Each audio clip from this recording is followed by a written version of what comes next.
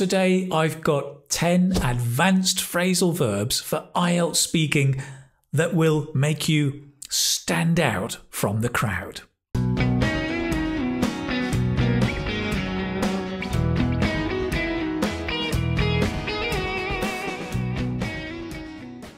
Hello my friend, this is Keith from English Speaking Success and the website The Keith Speaking Academy.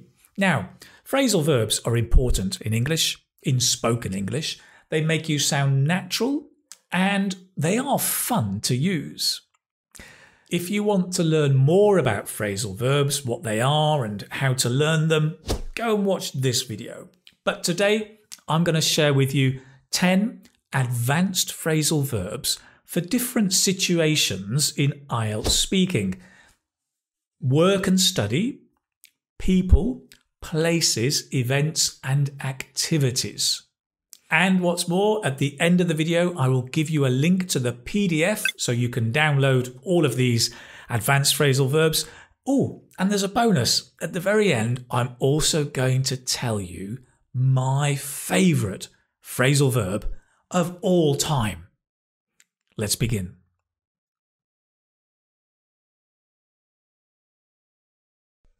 Right, let's look first at the topic of work and study and some different phrasal verbs. Right, first of all, to knock off. Now, this actually has many different meanings, right? For example, if the sales assistant in the shop knocks $5 off a product, that means they reduce the price by $5. Hooray! Or if I or you knock off your boss, informally, that means that you murder or kill them. Don't do that. Well, not today. No, never, right? But the meaning here that I want to show you is I knock off at 7 o'clock. And that means I finish work at 7 o'clock. On Fridays, I knock off early. Right? Now, here's a useful tip for you. Pronunciation tip. If a word, like knock, ends in a consonant sound, k or a k, and the following word begins with a vowel, like off, o, we often link the k and the o. Ko, knock off. Knock off, right? Knock off. Knock off. Now, because most prepositions begin with a vowel, in, on, at, up, over, most phrasal verbs, you can actually link them, right? So, for example, I knock off. Can you say? Great. In the past, I knocked off. Knocked off. Knocked off. Can you say? I knocked off early. That's it. Great. Good. Let's push on. Right, another fun phrasal verb is to chip in. Now, you may know chips, right? Chips like these in England, or in America, these are chips. But to chip in? Haha. Well, imagine the scene. You're in a meeting and people are talking, they're rabbiting on, and you want to interrupt and say something. What do? Excuse me, can I just chip in? To chip in is to interrupt by adding a comment. Can I just chip in? Or he chipped in with some good ideas. Notice the pronunciation. Can I chip in? Can I chip in? Great. Or he chipped in. He chipped in with some ideas. That's it. Lovely. Interestingly, there is another verb you can use similarly to he chipped in. Chime in. He chimed in with some good ideas. To chime is the sound of a clock or a bell going bing, bing. So I chime in, or I chimed in with some good ideas, is I interrupted and gave my ideas. Lovely. let's move on. So the next phrasal verb is to hash out something. Now, hash, it's an interesting word. You may know hash browns, which look like this, right? A crispy potato you can have for breakfast, very popular in America, more than in the UK. Or you probably know hashtag, right? Hashtag, I know lots of English. Hey. But to hash out something is to talk about something with another person in order to reach an agreement. So let's imagine you and I are doing a presentation tomorrow. Well, right now we need to hash out the details of our presentation. Or last night, my wife and I spent hours hashing out our holiday plans for next year. Great. What do you need to hash out with your family?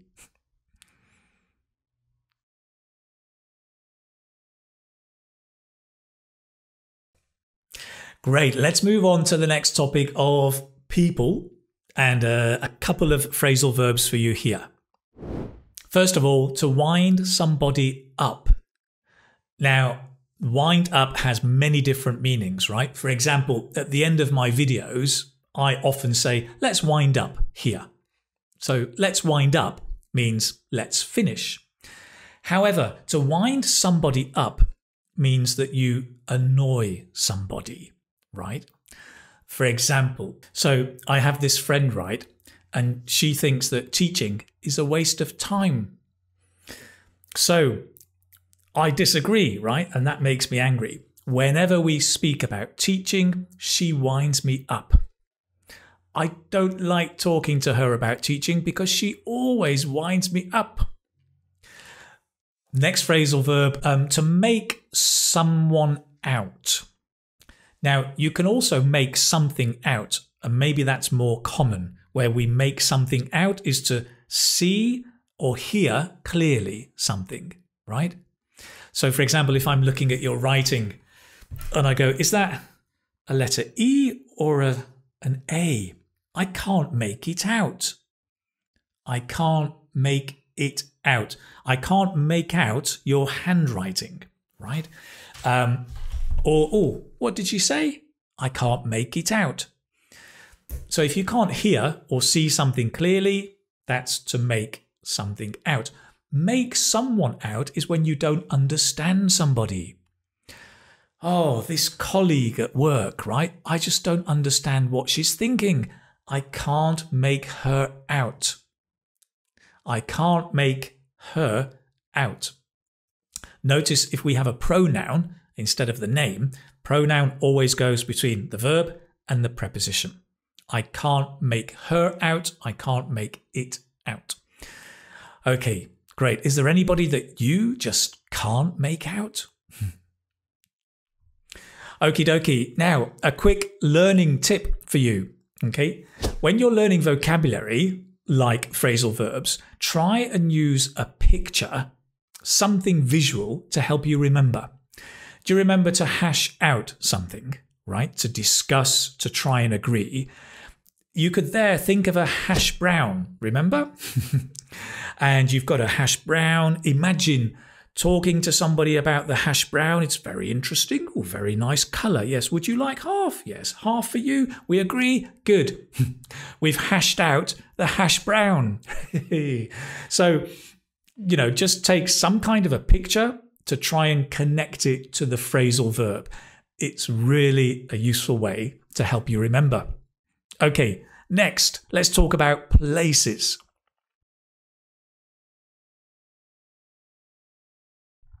First of all, to do up. Now, to do up can mean different things. For example, you do up your buttons. I never do up my top button. But talking about places, to do up a room is to decorate. To decorate, to paint, change the floor, change the light, things like that, to decorate. So you could say, I've just done up the bathroom and it looks as good as new. Nice. Now, when we talk about places, And especially in IELTS Speaking Part 2, we often talk about visiting people or visiting places. There's quite a few nice phrasal verbs we can use. Drop in is the first one, right? To drop in is to visit somebody, usually without a planned invitation, right? I will drop in tomorrow to see you. To drop in. Often we say drop in on somebody. For example, I am visiting New Delhi next week. I might drop in on you. So get the tea ready. Or we could drop in on the pub on the way home after work. Drop in on the pub. Visit the pub, right? Again, it can link drop in on. Can you say? Drop in on. Can I drop in on you tomorrow? Nice. Now, similar to drop in on somebody, we have the following examples. I dropped in on Jacob, my friend. I went round to Jacob's. Jacob's meaning Jacob's house, but we usually drop house, right? I went round to Jacob's. I went over to Jacob's. In the UK, we often say, I popped round to Jacob's, or I popped over to Jacob's. All of these nice phrasal verbs, all of these nice phrasal verbs to talk about visiting people. Let's move on.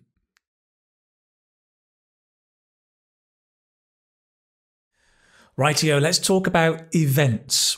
Often in IELTS Speaking Part 2, you're asked to describe an event, maybe a party or a meeting or a presentation, right? When we talk about the result, there's a nice phrasal verb that is basically to happen in a certain way, and it's to turn out, to turn out. For example, the presentation, my presentation turned out badly. I forgot everything. Or the recipe, the new recipe I tried, turned out fantastically. It turned out really well, right? So it can be to happen in a good way or in a bad way, to turn out. You cannot say, I turn out my presentation well. No, it's the thing turns out well or badly. Now, here's another little tip for you. When you're practicing verbs, like phrasal verbs, make a phrase in the present and another in the past. It'll really help you develop your grammar, pronunciation, and fluency. And here is a simple template. Usually, ba ba ba ba, but yesterday, ba ba ba ba. For example, right? Usually, my presentations turn out well, but yesterday it turned out badly. Can you see what's happening? With the present and the past, the pronunciation changes, the end of the verb changes. It's a really nice technique, right? Can you give me an example for you? Usually, ba ba ba, but yesterday, ba ba ba.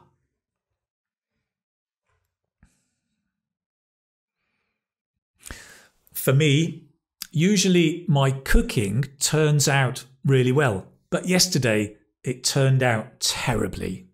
I burnt everything. Now, there's another phrasal verb which means to happen in a certain way, and it is to go off. Usually this is a positive thing. It goes off well, usually, right? We could say, the meeting went off really well, or my presentation went off really well.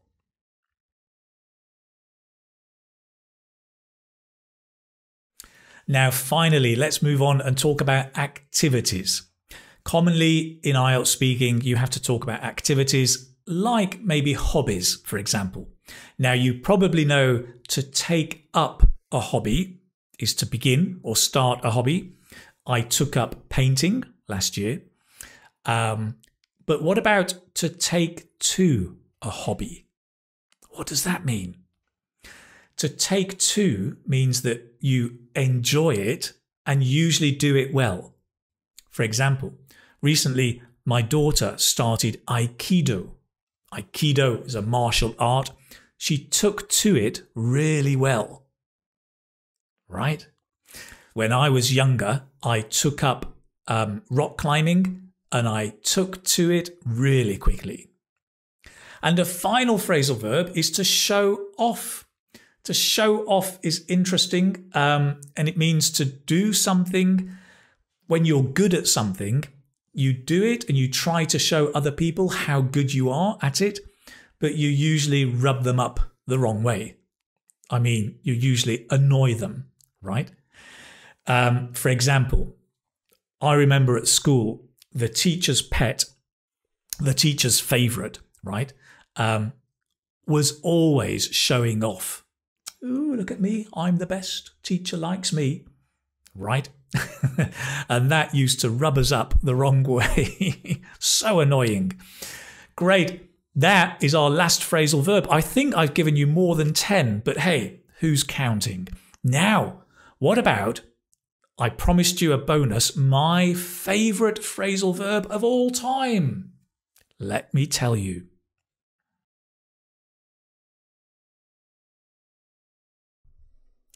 To nod off. Right? To nod your head, to shake, to nod, and to nod off is to sleep, to fall asleep, right? Oh, to nod off. Great in meetings if they're really boring, right? I'm sorry, I just nodded off. I love it. I love the sound to nod off. Nod off. Great sound. Lovely phrasal verb.